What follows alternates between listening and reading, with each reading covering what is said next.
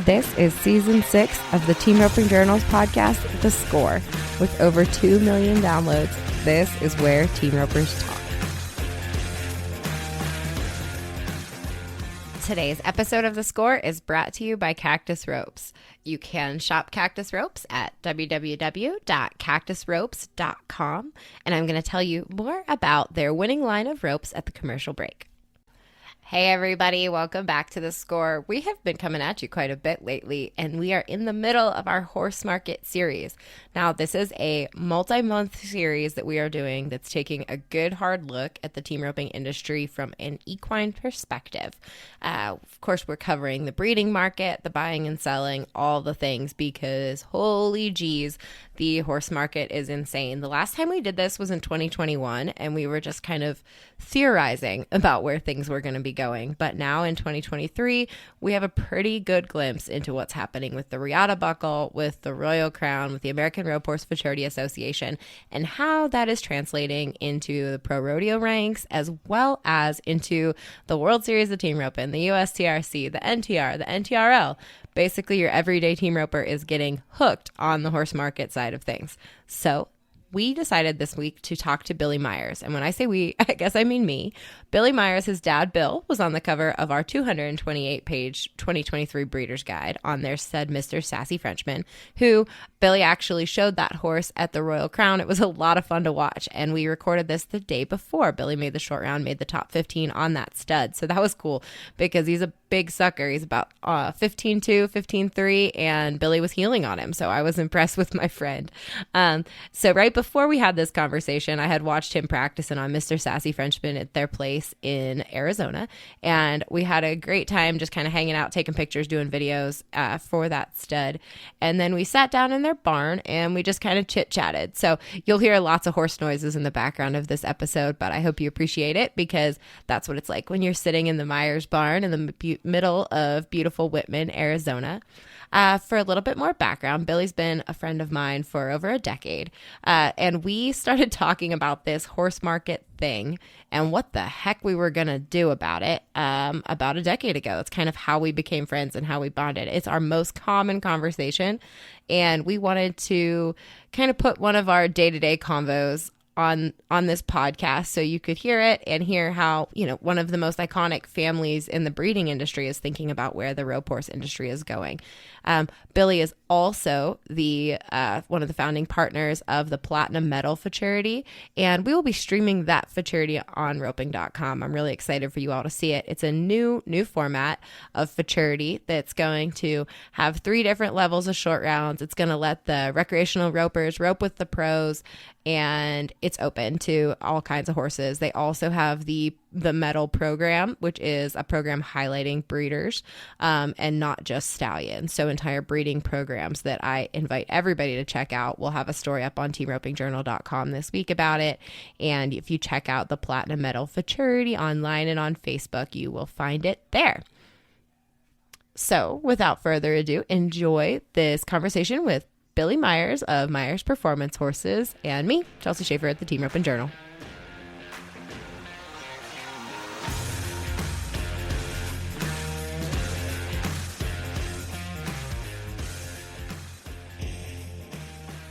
Okay, this is our much anticipated podcast because we've been talking about horses for a long time. Like over 10 years for sure. Over 10 years. And okay, so obviously you've heard the introduction. This is Billy Myers, and we are in Arizona right now, and it's perfect. We're in Arizona mostly for the Royal Crown, and the title fights are going on too, so we're going to head over there and watch the title fights. But talk about where things started and where, like 10 years ago when we started talking about the horse industry and where things were in the horse industry. What major shifts have you seen in the last decade? Well, I know 10 years ago, like basically I kind of made like, I don't even know if it was like a last ditch type call to you, but I was like, how are we going to get these team ropers to pay attention to papers? Because my thought with it is I'm watching what was happening in the barrel industry, which is pretty paper based. And I'm watching barrel racers buy $100,000 prospects to take them to 4Ds to win $100 on a Wednesday night. And I'm wondering why team ropers aren't paying attention to these bloodlines for their purchasing value to move forward in the direction of buying horses where you can literally, like, the price of horses back then was like $6,500 for a finished heel horse. Yeah. And you could win $6,500 in a weekend at a World Series roping, but you had to fight somebody to get that $6,500 out of your finished heel horse. And now here we are. Yeah. So it was kind of more of like a, me and you had a, I wouldn't necessarily say passion project, but slightly interested in seeing where this would go and hoping that we would get to the point we're at now and further. And your family was having the horse sale at the time, 10 years ago. You guys were still in the middle of your sale. Yep. But now you're doing things a little bit different. How has the program at the Myers changed? And you're not necessarily the Myers family, the sole Myers family representative, and I recognize that. But how have things changed in response to what's happening in the market as a whole? So realistically, like, our program hasn't changed because we were, I mean, Frenchman's Guy is a grandson of Doc Bar. Like, we've kind of always been doing this. Like, our horses were marketed better towards the barrel racers because they were the ones that wanted to pay the money for them. They excelled in that direction, but our program has always been selling broke 2-year-olds. It's never been marketed at anything. The industry has allowed us to be able to kind of follow some passion behind this deal because we're all team ropers and we love the team roping industry. And now we're in a position where we can actually start marketing our horses to team ropers because the price is caught up. Yeah. And that's the most amazing part of it. We could actually do something we love and enjoy, and it's a passion thing for us. And the money side of it allows us to be able to do that. But we haven't changed anything with our program. There's just a complete industry opening up that's allowing us a whole different avenue to go with them. Mm-hmm. And now you are going to be offering a sale with part of the Platinum Medal too. Talk about how the Platinum Medal idea came about and then what is different with your sale. Okay, so the Platinum Medal idea came about, which is like, I was watching Ty Yost's sale last year, and there was 2 horses that had won the American Rope Horse Futurity Championship. They were both world champions, sold on Ty's sale. And I guess my opinion, and it's nothing against Ty's sale or anything like that, is that the 2 horses that had those accolades didn't sell as high as they should have, which kind of made me realize that the Arizona market is more of a finished rope horse market, and with the futurity industry blowing up as it is, I felt like somebody needed to establish a prospect sale.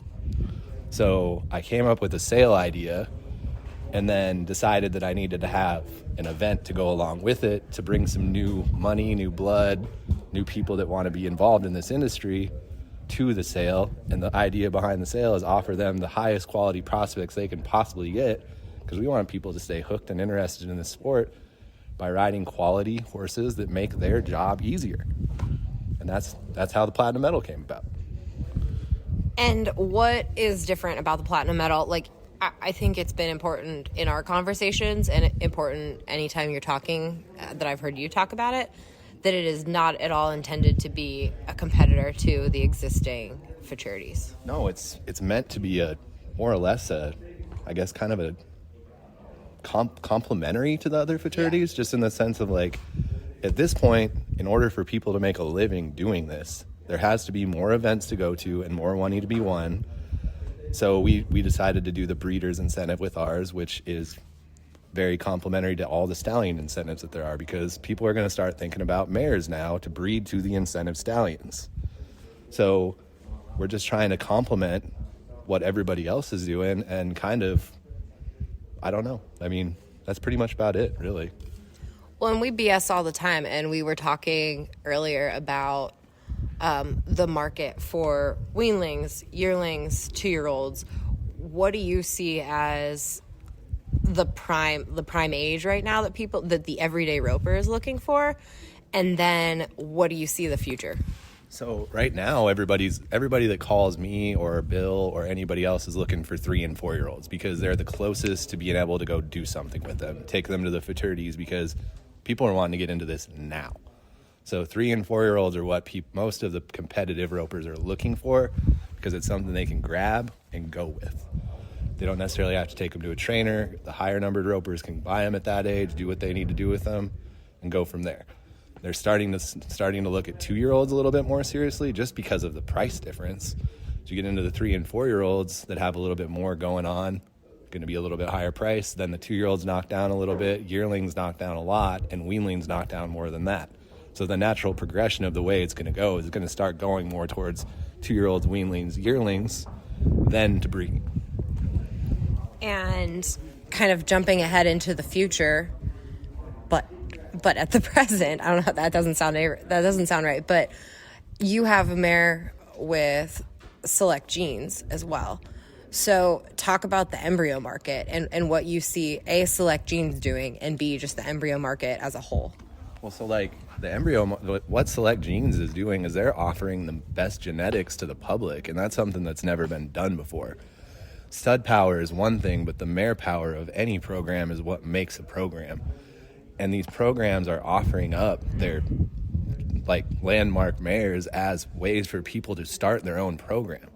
What Melanie is doing with that deal is setting people up for success in the horse industry, and that's something that's never been done before. She is literally giving people access to the best mares in the industry to set themselves up for success by building a program off those genetics. So I don't know, on the side of selling them, like, prices are high. And people are doing it because they see the value in the genetics and what that can do for their longevity of their program. And that's a big deal.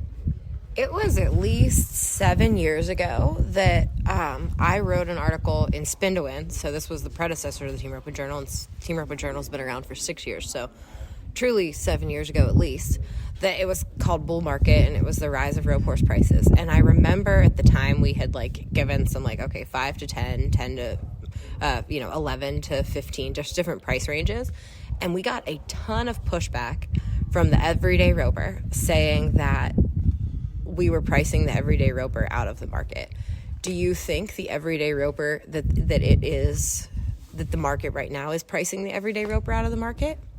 I don't think the market's pricing the everyday roper out of the market. I think that the roper is starting to understand that the price is subjective to what they can win in a year on the horse. And I think that that's the biggest thing that's happened with the market is people are starting to understand that paying $20,000 for a prospect is not that big of a deal because they can win that back off of them in a year. So the biggest thing was kind of getting the average everyday roper to understand that the money was there to be won if you were investing in a better horse that makes roping more fun for you. And that's the biggest part of it is if you are matched up with the right kind of animal, roping becomes very fun. You get better, the horse gets better, your riding gets better, your roping gets better. And I think that is what's happening in the industry right now. And people are seeing the value in prime genetics and better horses, honestly. And I mean, Denny forever compares roping to golf, and it's true to in so many different ways. And Ty does the same thing. They're different guys, but they compare it to golf a lot. And I think about it, I'm a terrible golfer, but if I can get a club that is going to make, just by its structure, make my drives go a little further, or a club that's going to help me chip around the greens a little bit better, I am here for that. And it's almost like that with the horse side of things. Oh, that's exactly what it's like. I mean, prime example is my good heel horse. She was one of Dakota, Tate, and Trevor's flunk outs. But I'm a 6, and that mare fits me. And I have won so much money on that mare as to where she never would have made it as an open caliber animal. So it's kind of fun to see, people starting to understand that it's not necessarily, a $20,000 horse. It's a $20,000 horse that fits you and that you can go on with and win, the type of horse that is trainable, quick-footed, smart, but stays good, too, for the people that have 9-to-5 jobs that want to just go rope on the weekends. Mm-hmm. To have those genetics and that mind and everything like that in the background of what is going to happen with that horse in the future, that's what people are starting to understand is the genetics are less of a gamble and makes the buying of the horse an investment as opposed to a tool. Yeah, that makes sense. One of the other things that's happening in the market alongside complementary to all of this is that we're going to be able to start tracking rope horses more. Where, and for people who haven't maybe paid attention to everything that's going on, the Regatta Buckle is tying into Q data and the World Series of Team Roping and the USTRC and the NTR, so that your horse's earnings on a Saturday at Rancho Rio are going to count for its LTEs. Yep. Why does that matter? Should ropers care about that? Why does that matter? That is like the biggest thing that honestly can happen in roping, because what that it does is it allows the data for the average roper to be able to look at this at a list of studs, a list of mares, a list of crosses, and be able to make an educated decision on what they're buying. And that's where the earnings, that's the biggest thing that earnings does, is it educates the buyer to make the right decision. So when you guys start tracking earnings, or everybody starts tracking earnings right now, you're setting it up in a way to make it easier for the buyer, which helps the seller and the entire market in general. So the data is very important. It's what has drove almost every other facet of the Western industry and every other thing. And Team Roping's a little late to the game, but we're here and we're starting, and now we're going to be able to offer that data as a way for buyers to make their informed decisions, and that's very important as far as I'm concerned. Yeah, I think even with the NFR guys, like those horses' earnings have never been tracked. Like if you look at the Q data list right now, the first set of data that they tracked ever from the NFR was this year, because they cross-referenced it all with me and my pedigrees, and they tracked it. So right now, at this very moment while we're recording this, Trey Yates's Romancing the Chicks is the number one all-time earning rope horse, because that dude had show horse earnings before to kind of put him ahead, and Patrick's is second. So I think more and more as we start to compile that data, that list is going to change dramatically. It already changed dramatically after the Regatta Buckle. And what does that mean, though, for your parent, for programs like your parents, or for stallion owners and mare owners at your parents' level? Well, especially for programs like it, and I'm not even saying barrel industry, cutting industry, reining industry, anything. Like it gives them another avenue to go with their horses, and that's the most important thing when you're in the business of selling horses, is avenues. So having that data, having the trackings, like we've had rope horses our whole, like my first ever rope horse was a Frenchman's guy. Mm-hmm. I don't know how much I won on him, but it was a lot, and filled my permit on him, everything. Like, I don't know how many have been to the finals, plenty in the roping, whatever. But doing this now, it sets it up to where we can at least move forward and keep track of all this and set a foundation for people to make educated breeding decisions and educated buying decisions.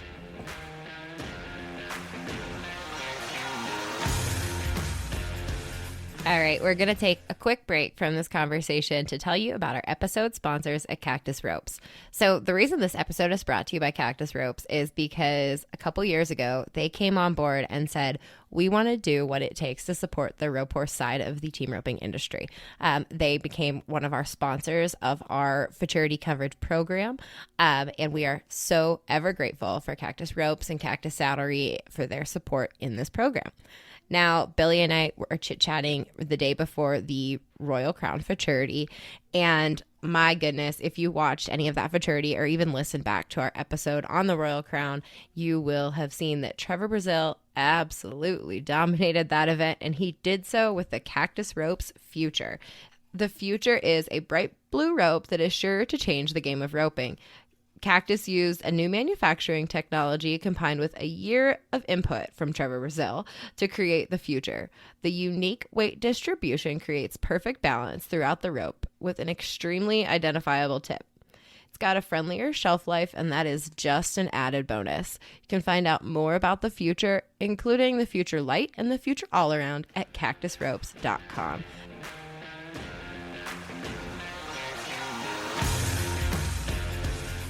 As far as, so one thing that, when I did the story on why numbers matter, that's in the February issue, one of the things that Jim Brinkman said that has stuck with me was that, like, just think of all the guys that are his age now that were rodeoing and now are hustling schools every weekend, yep, or still riding colts or fixing junk rope horses that they wish they weren't having to ride. And Jim said, like, imagine if those guys had been riding mares when they were rodeoing, and they had been pulling embryos on those mares or getting babies out of those mares. That would be something that they would have a retirement income set up if they had been doing that. I think the only person that really did that was Bobby Hurley. And you see, I actually like to go over to Worley's to see the kind of stuff that he has from Bob's old program, because his program was legit. And he had the big bone, like old school looking head horses. But yeah, if they would have been, I mean, there's some of the coolest rope horses that ever came through, and they were tough and they had heart. And that's something that a horseman has to see.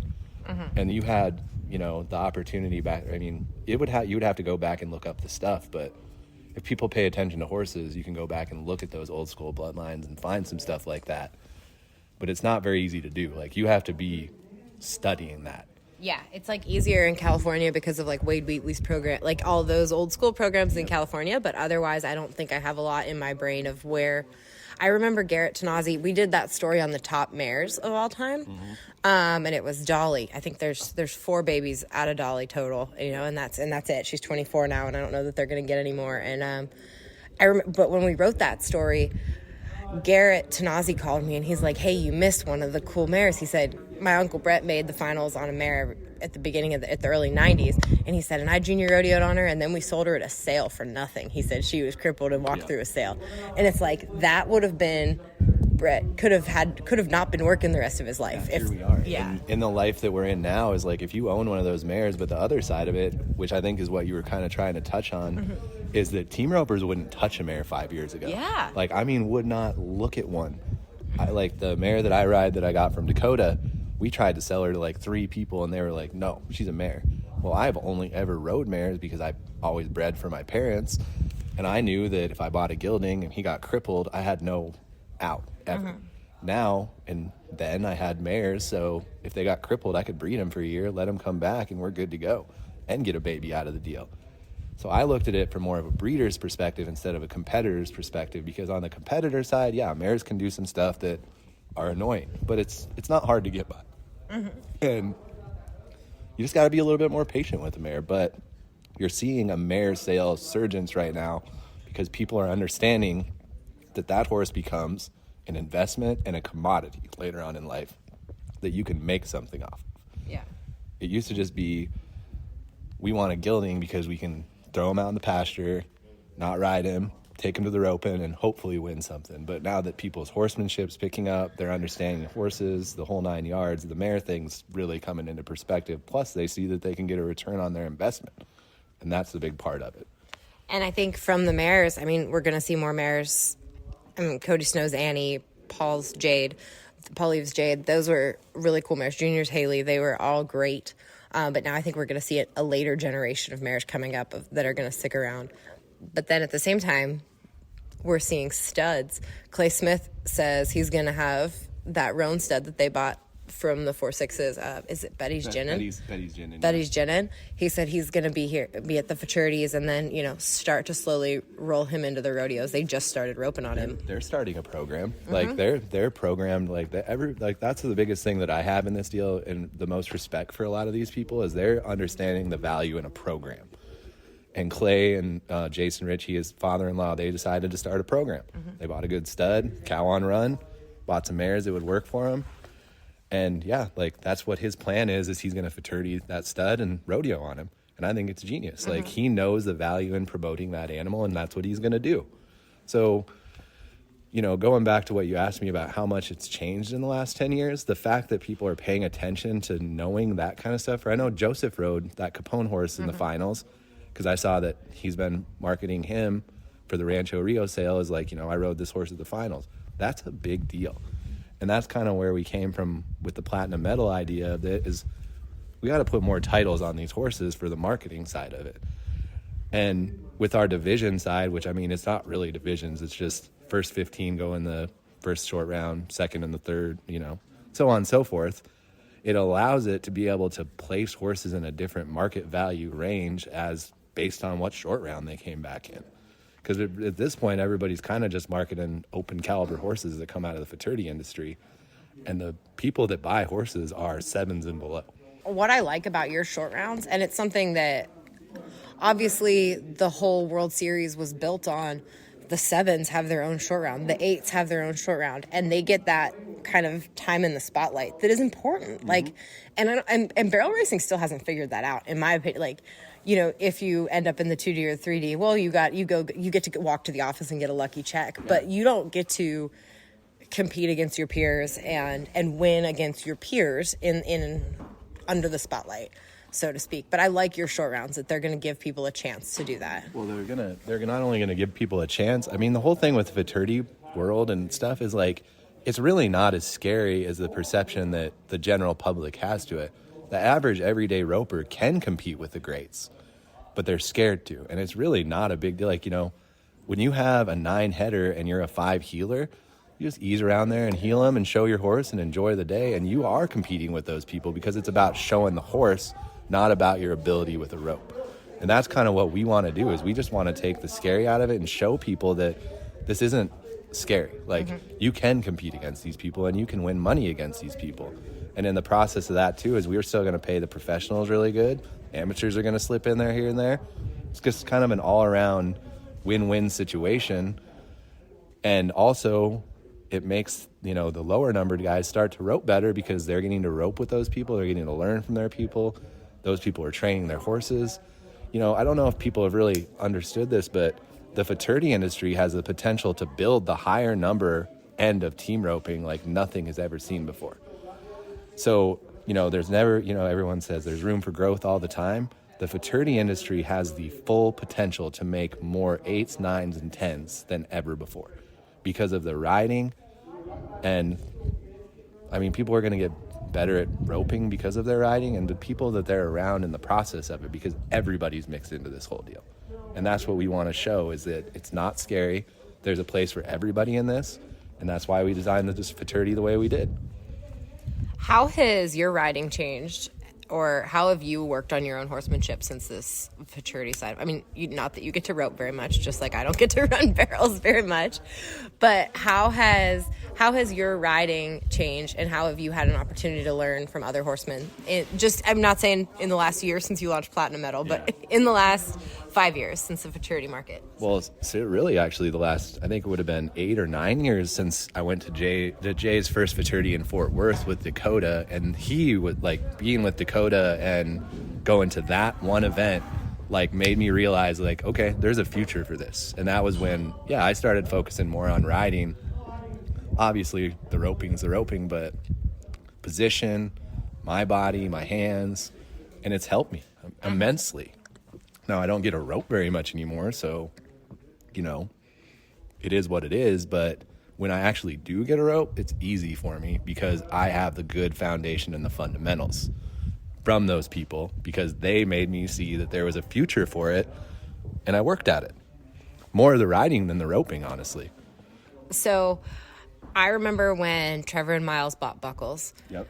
Like, we started at square one with buckles. Yep. We didn't know what to do. Like, I was just like, okay, so-and-so's told me this, so we should do, like, I made a little marketing checklist in an email. It would be funny someday to, like, print that off. Like, okay, here's everything I think we have to do.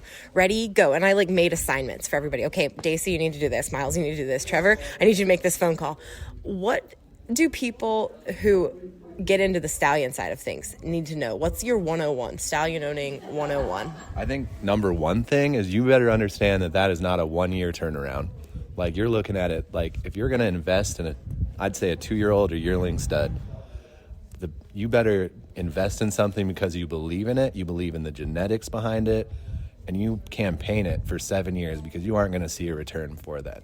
It's a long-term investment, but it's the most rewarding thing in the world to see that work pay off in the long run. And that would be my number one 101 rule for that. And the other thing is just goes back to, you're not going to get rich quick. But if you put the work in, you stay committed, and you continue on with it because you believe in it, you might have to put a little money into it and probably go broke for a little while, but the payoff in the long run is worth it. And that's kind of my 101 with it. What do team ropers who want to, maybe they have a mare that their kid junior rodeoed on, that's a good mare, and they're thinking, okay, I want to breed to a Riata Buckle Stallion, or I want to breed to a Royal Crown Stallion. what's the process? Like, what do you need to know to enter? Like, I feel like there's a lot of team ropers who are kind of clueless, and not disrespectfully so, but like have just never entered this industry before. What do you need to do? Who do you need to talk to? Who do you need to find? And how do you find a good cross on your mare? So, I mean, just like on that side of it, talk to people that have been in the breeding industry, not necessarily even any industry. Like, it could be the barrel industry, the cutting industry, the reining industry, because the people that have been in those industries breeding know how to cross things to win in those industries. And it's based on conformation more than bloodlines. Like, certain bloodlines throw certain conformation. So the eye of the breeder or horseman looks at a conformation of a stud and a conformation of a mare, and they decide what attributes they would like to mix together for what they want. So if you don't necessarily have the eye to pick those things out, get with somebody that understands conformations, get with somebody that understands what it takes for the generation of rope horses coming up right now. And it's funny because it's a complete reversal in what happened in the cutting and reining industry is they're breeding the size back into them. Mm-hmm. So that's the biggest thing is it's so much personal preference. But if you are looking for somebody that, you know, knows a little bit more than you, go to them and ask them their opinion. And that's the biggest thing that I've seen this year is I've had more people calling me, asking me, what should I breed this mare to? What should I breed this mare to? That's never happened before, but people are thinking about it. So the biggest thing you can do is get with somebody that's been doing it in order for the crosses and everything else. Because the rope horse deal, we're in a very blessed position in the rope horse world because we get to kind of pull off of every other industry that there is.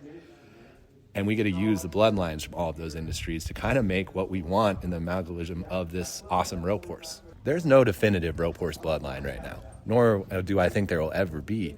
What you're going to see, and I think is the most cool, important thing, is people are going to start paying attention to conformations and what they feel like they need to make the best rope horse. Mm-hmm. And that's what I think is the coolest thing about the rope horse industry. There's no definitive cross yet, but if the right people do the right things and people start catching on to it, that's when the stuff starts going to happen. And the data. Mm-hmm. The data is what brings the crosses in.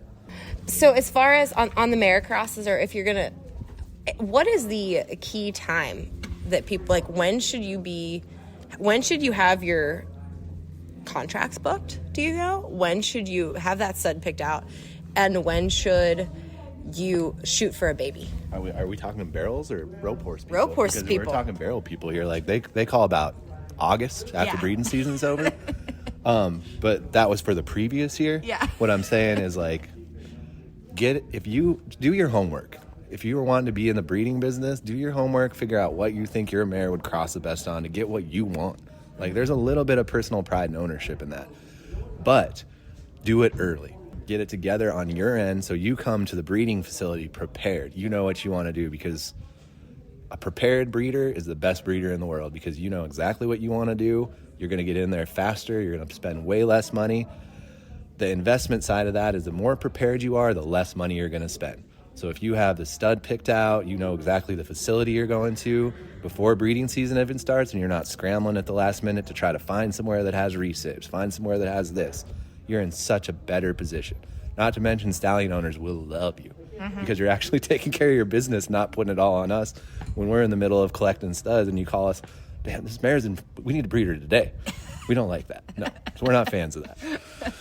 So the more prepared you are, the better in the long run to that. If you can get them booked in September, book them in September. So that's my only answer on that, is the more prepared you are with these things, the better off it's going to be for your checkbook in the long run. So if you're going to place the value on the monetary side of it, the more prepared you are, the better off you are, and the faster you're going to get out of the breeding facility with a smaller bill. When do the mares start to foal? We don't start to foal till late April, early May. So like we let everything cycle naturally because of the weather in South Dakota. We don't want to be foaling out in February, January, March because of the crappy weather. So we let everything come in natural. We don't start breeding until May, and we start foaling out end of April, first part of May every year. So, and we still let everything be born in the pasture if we can. Like we're old school. We keep it as natural as we possibly can. Yeah, I was going to ask about that because I feel like there's a lot of people living on small places now that are going to start. I've had friends that have lost babies that were born in foaling stalls because of and I'm not good enough with veterinary terms yet, but because there was an infection that was caused by bacteria that, even though the stall looked clean and everything, why is natural, in your opinion, or in the Myers family opinion, better? So that's really funny. I actually helped Zoe Smith with this last week. She was having problems with it, but so the disease that they get is actually airborne, and it kills them. Like, so you can scrub your stalls. Once it's in your place, it's in your place. So the more you can have them outside, the better. For us, anyways. But we've always done it like that. Simply because we feel like it makes tougher horses. But if we have to bring them in, we have to bring them in, and we do our things there. But no, it happens. Like, it's a real thing, and people need to be aware of it and, you know, be with their vets on the smartest ways to go about it, especially places that have a lot of foals. It just happens. But the all-natural approach has just been what's worked best for us. And that's what we do. We just haven't changed because it hasn't been a problem. And we do firmly believe that it makes a tougher horse. They get to actually grow up in their natural environment instead of being born in a stall, living in a stall for 12 days. Then you kick them out. Half those colts don't even know what to do. They run into the fence. They don't know what to do. They've been living in a stall their whole life. We try to keep it as natural as we can because it's still an animal. They have animal instincts. And if you take the animal instincts out of them, you're making a dog, not a horse. And that's how we feel about it. Who checks them? Does your mom check them every day out in the pasture? Oh yeah. She's down there. She's down there. That is her bread and butter, is pulling them out. Yeah, she loves it. I love to follow her on Facebook because she always posts when she finds a new one out in the pasture. Like, I'm telling you, like, that lady, like, she loves her foal, and like, that is a favorite thing of her year. She goes out in a Ranger every morning with her coffee, writes it down in the book, and sends me a picture. Comes back, got all her pictures. She loves it. That's her favorite thing in the world. That's awesome. Yeah, that's what keeps her going in the horse industry. I can't blame her at all. Absolutely. So she's got her, we have like two places. We have the home place where we break all the 2-year-olds, and then we run all the brood mares at our big ranch, and she goes and stays out there, and that's her peaceful time, she calls it. So it's fun. That's awesome. I think we'll need to do an episode with Deb and Bill Myers at some point. You got to. I think that'll be to come. I'm going to tease everybody that we will. Not lie to you. Like, that might be the most entertaining podcast of the Score you will ever do in your entire. It will definitely have to have an E on it. Because I learned how to cuss from my mom, and that's how it goes down. I can't wait. But if you want to know the truth, she's the glue that has held the Myers performance horses together. And if it wasn't for her marketing, we never would have became what we became. So here we are. I cannot wait for them to tell the story of Frenchman's Guy, and then also the untold things as well. Oh, the untold things are the best parts. Like, the best story ever is, like, you know, I mean, we're in this new age of everybody's got to pamper and prim everything. Like, when my mom ran Frenchman's Guy at the pro rodeos, they loaded him in the trailer with 2 mares and 2 geldings, and my dad's team roping partner, Rory Brown, had to keep a BB gun around whenever Frenchman's Guy would start trying to breed a mare. He'd just pluck him with it. Like, this is a school we came from, and I mean, they're horses. Yeah. They're tough. They survived without us for a lot of years. But that, you know, Mom, when I was rodeoing, I was like, I got to go to 2 rodeos today. And she's like, she goes, who cares? She's like, I used to go to 3 a day. She's like, on a guy. She's like, fuck him. I don't care. Like, he's tough enough. He'll run. And I was like, damn, Mom. I was trying to get a little sympathy here. And it's just like, you're way tougher than I am, obviously. That's awesome. Wow. So. Awesome. Well, we are going to go watch the Open at the title fights. Shout out to the World Series in Tayo. So we will there will be more podcasts with the Myers family as a whole. So thanks, Billy. We're pretty hilarious, in all fairness. Pretty hilarious. We've been very in the shadows for most of our successful years of business, and now we're coming to the forefront of our hilariousness. So here we are. Speaking of that, Casey, who runs the Breakdown podcast and works for us, she runs the Barrel Racing Magazine. She says she likes to think of you. She doesn't know you very well, but she likes to think of you as Billy Madison instead of Billy Myers.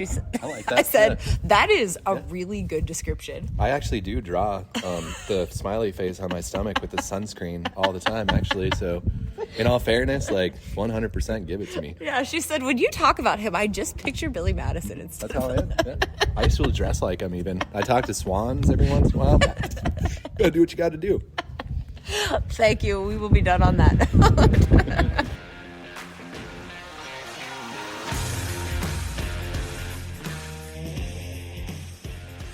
Thank you again to our sponsors at Cactus Ropes. Check them out at cactusropes.com. You will find all of their new latest ropes, as well as some of the legends like the Bad Boy, the Mojo, all the good old cactus ropes. Check them out again, cactusropes.com.